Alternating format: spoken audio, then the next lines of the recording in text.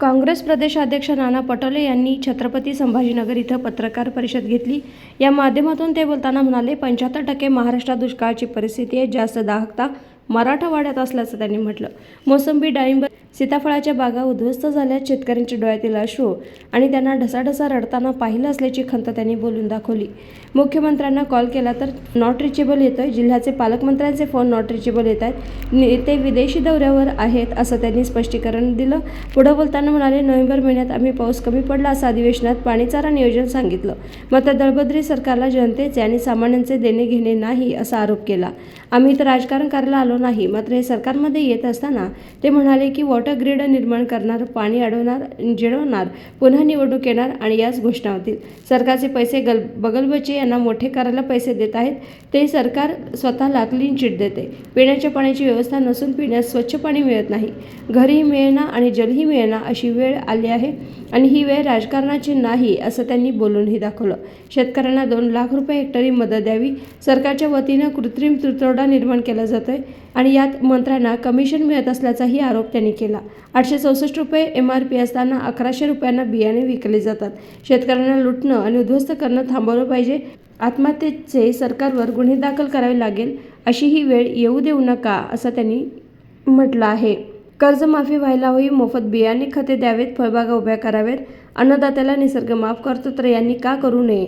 देशातील सर्व शेतकऱ्यांचे मनमोहन सिंग यांनी कर्ज माफ केलं होतं असं स्पष्टीकरण नाना पटोले यांनी आपल्या पत्रकार परिषदेच्या माध्यमातून दिलं। पुढे बोलताना, आत्महत्या रोखण्यासाठी आम्ही योजना केल्या, मात्र हे करायला काही तयार नाही। यावेळी 10 पटीने आत्महत्या वाढल्या। तटकरे यांना काय चिंता लागली, शरद पवारांची पार्टी घेऊन गेले, त्यांनी त्यांचं पाहावं, त्यांनी त्यांच्या दिल्या घरचं पाहावं। माझ्यासाठी तो प्रश्न नाही, माझ्यासाठी दुष्काळ प्रश्न महत्त्वाचा आहे, राजकीय स्वार्थासाठी तो प्रश्न आहे। विद्यार्थ्यांची फी माफ करावी। रामेश्वर, आम्ही विभागांना पत्र दिलं असून मुख्यमंत्री नॉट रिचेबल आहेत, त्यांना मी नंतर सांगणार असल्याचंही त्यांनी म्हटलं। निवडणूक आयोगाकडे तक्रारी आहेत, निवडणूक लढावी की नाही लढावं त्यांचा विचार किंवा त्यांचा अधिकार आहे। 4 तारखेनंतर काही पार्ट्या लुप्त पावणार असल्याचंही स्पष्टीकरण नाना पटोले यांनी दिलं आहे। महाराष्ट्रातल्या सरकारमुळे हे चित्र आता पाहिलं। आम्ही काही भागामध्ये तुतीची शेती, रेशीम उद्योग या ठिकाणी करणारा या विभागातले आम्ही शेतकरी पाहिले आणि त्याच्यामध्ये सातबाऱ्याला त्याची नोंद केली जात नाही।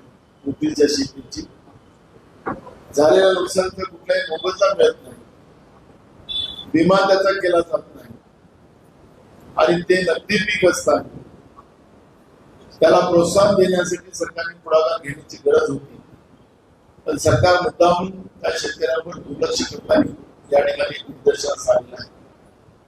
ज्या तुटीच्या रेशीम उद्योगापासून मोठ्या प्रमाणात शेतकऱ्यांनाही आर्थिक फायदा होतो, बाजारामध्ये मोठ्या प्रमाणात पैसा खेळतो आणि सरकारच्या तिजोरीमध्येही मोठ्या प्रमाणात महसूल त्या ठिकाणी गोळा होते आणि एम्प्लॉयमेंट निर्माण करणारी हा उद्योग आहे आणि त्याच पिकाला खऱ्या अर्थानं या ठिकाणी दुर्लक्षित केलं जात असेल, हे सुद्धा दुर्भाग्य या ठिकाणी पाहायला मिळालेलं आहे। म्हणून आताच आम्ही कमिशनरला कळवलं की तुम्ही या पिकाच्या बद्दलचे सुद्धा नोंद घेतली पाहिजे आणि त्या पद्धतीचं एक धोरण स्वीकारलं।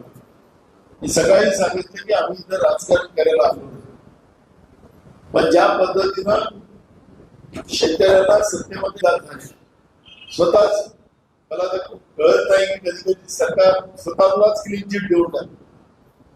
आता वस्तुस्थिती पाहिल्यानंतर आता क्लीन चिट द्यायला येणार मला इकडे उन्हात फिरायला, पण ते सरकार येणार नाही, कारण की आता विदेशात थंड हवा खायला गेलेली आहे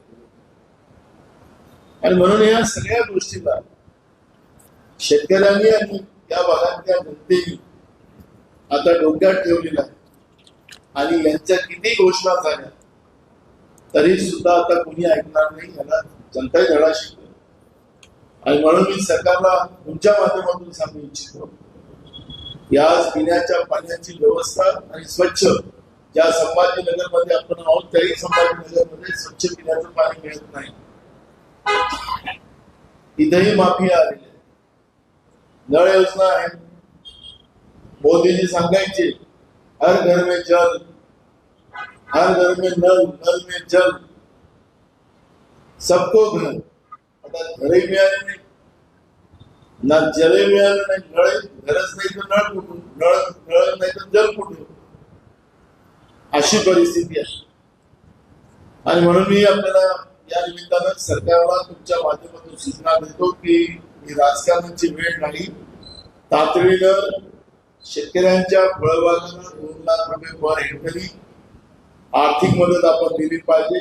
शेतकऱ्याला उभं राहण्यासाठी त्याला तातडीनं मदत केली पाहिजे. कारण की या पिकामध्ये जवळपास मोसंबीच्या बागेला 4 ते 5 वर्ष त्याला लहान मुलासारखं त्याला मोठं करावं लागतं. आणि आता बागा फळ देणार आणि त्या शेतकऱ्यांच्या घरातली आर्थिक स्थिती बदलणार. आणि आज कोरड्या या दुष्काळामुळे सगळ्या बागा जळलेल्या आहेत. आणि म्हणून याला 2 लाख रुपये हेक्टरी तरी शेतकऱ्यांना तातडीनं सरकारने मदत करावी. तोडबंदी मदत अजिबात करू नये.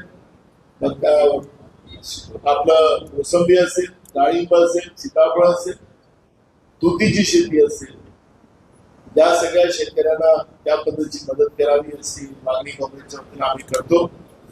आणि जे आता बियाणाचा तुटवडा, कृत्रिम तुटवडा जो सरकारच्या वतीनं केला जातो, आणि याच्यामध्ये सुद्धा मला काही ठिकाणी तक्रारी आल्या की सरकारच्या मंत्र्यांचं त्याच्यामध्ये कमिशन खोरी या बियाणामध्ये, कारण ते ब्लॅक मार्केटिंग मध्ये विकला जातं.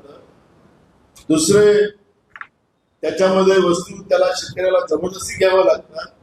शेतकऱ्यांची लूट करून काही मंत्र्यांना कमिशन द्यावं लागतं. अशा पद्धतीनं काही कृषी केंद्रांनी ज्या मालकांनी मला तक्रारी केल्या, काही शेतकऱ्यांनी तक्रारी केल्या. हे मेलेल्याच्या टाळूवरचं लोणी खाण्याची पद्धत जी आहे ती तात्काळ थांबवली पाहिजे. चांगल्या दर्जाचं बियाणं आणि बियाणं देऊन त्या ठिकाणी ही जी ब्लॅक मार्केटिंग चालणार आहे ती तातडीनं थांबवली पाहिजे. ही भूमिका काँग्रेस पक्षाची आहे. आपल्याला माहितीसाठी सांगतो, आज बियाणाचं MRP जी आहे ती 864 रुपये आहे, पण ती बाजारात 1000 रुपयांच्या भावाने विकली जाते. कापसाचं बियाणं आपल्याला माहित असेल की ज्या कंपन्या आहेत त्या कंपन्या तुलसी असेल, रेनबो असेल, JS असेल, पद्दा असेल, अशा या कंपन्या ज्या आहेत, या सगळ्या कंपन्यांच्या माध्यमातून मोठ्या प्रमाणात लूट होताना आपण पाहतोय. त्याचे कमिशनचे रेट सुद्धा आम्हाला लोकांनी दिलेले आहेत, पण त्याच्यावरची आज मी तुमच्या समोर चर्चा करणार नाही.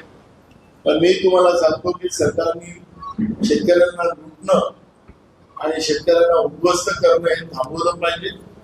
आणि तातडीनं या ठिकाणी शेतकऱ्याला न्याय देण्यासाठी आणि ज्या गावाला पिण्याचं पाणी नाही त्या गावाला शुद्ध पिण्याचं पाणी देण्याचं काम सरकारच्या वतीने करावं.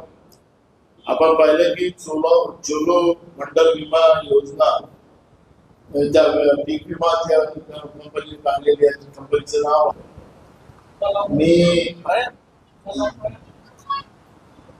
मी असं सांगितलं. त्याच्यामध्ये त्यांना फोन करून लावला आणि त्यांचा नंबर पण मी सांगितला तुम्हा सगळ्यांना. त्याचा नंबर काय आहे ते पण सांगितलं.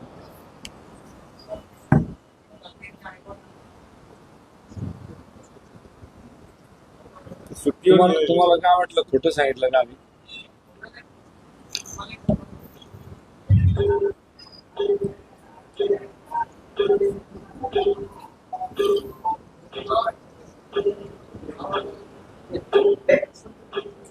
आम्ही कुठं म्हणतात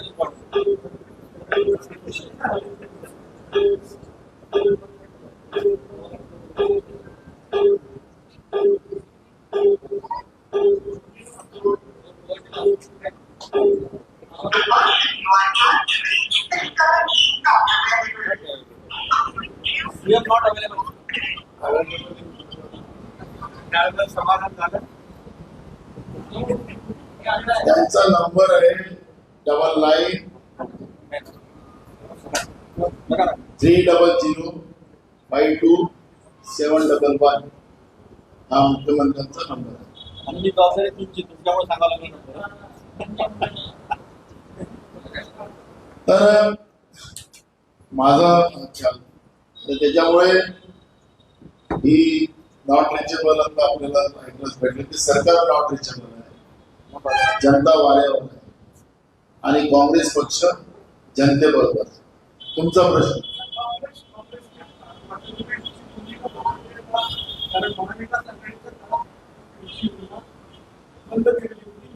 नाही.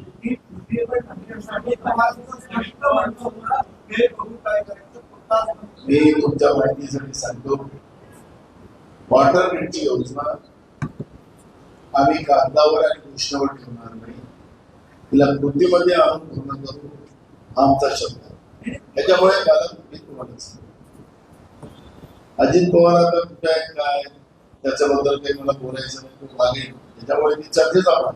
मी तुम्हाला सांगितलं मी तर राजकारण करत नाही, मी वस्तुस्थिती मी तुमच्या समोर मांडली. ज्या घोषणा देऊन हे सरकार आलं होतं, फडणवीसाचं सरकार आलं होतं, तुम्ही 75,000 कोटीचं कर्ज घेऊन तुम्ही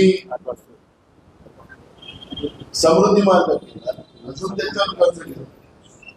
ह्याचे पैसे घेऊन पुन्हा तुम्ही सिमेंटचे रस्ते वेगळ्या वेगळ्या भागात बांधता, हेही बँकेचं कर्ज घेतलं. पण पाणी हा शेतकऱ्यांच्या शेतामध्ये देण्यासाठी तुम्हाला काही राज्याच्या बजेटमधून पैसे द्यायचे नाही. तुम्ही कर्ज घेऊनच सगळी दिवाळी साजरी करताय. पण ज्या रस्त्यामध्ये तुम्हाला जास्त फायदे होतात, तुमच्या बगलबच्च्यांना जास्त होतात, म्हणून तुम्ही रस्त्यावर प्राधान्य देतात का हा प्रश्न. पुन्हा निवडणुकीच्या काळामध्ये तुम्ही पुन्हा वॉटर ग्रीडचा उल्लेख करून पुन्हा शेतकऱ्यांना फसवण्याचा प्रयत्न करणार का, हे सगळे प्रश्न आहेत. मी तुम्हाला सांगितले की आम्ही घोषणा करणार नाही, आम्ही वॉटर ग्रीडचा विरोध नाही, वॉटर ग्रीड पूर्ण करून देण्याची व्यवस्था ही काँग्रेस पक्ष करेल, हे मी शब्द या ठिकाणी देतो.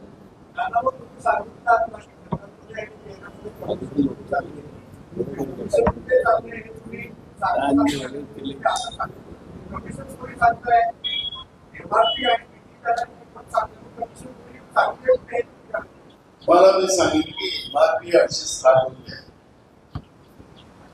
कापसाच्या आणि 1,100 रुपयामध्ये विकत MRPच्या वर. हा एवढा मोठा तापमान चाललेला आहे, हे सगळं दिसते, सगळं दिसत असताना सरकार का चूप आहे. पण शेतकऱ्यांनी मला चिठ्ठी लिहून दिली की हे सगळी कमिशन खोली चाललेली आहे. मी विधानसभेत मांडेल ना, कोण खात्या काय नाही मला त्यांनी दिलेलं आहे, म्हणून मी तुम्हाला सांगितलं योग्य ठिकाणी मांडेल. आणि मी तुम्हाला रेट मी तुम्हाला आता सांगितलं की 860 रुपये MRP आणि 1,100 रुपयाला बियाणं विकलं जाते. पुन्हा त्याला ते बियाणं जेवढं विकून त्याला पुन्हा दुसऱ्या वस्तू घ्यायला लावतात तेव्हा त्याला बियाणं मिळेल.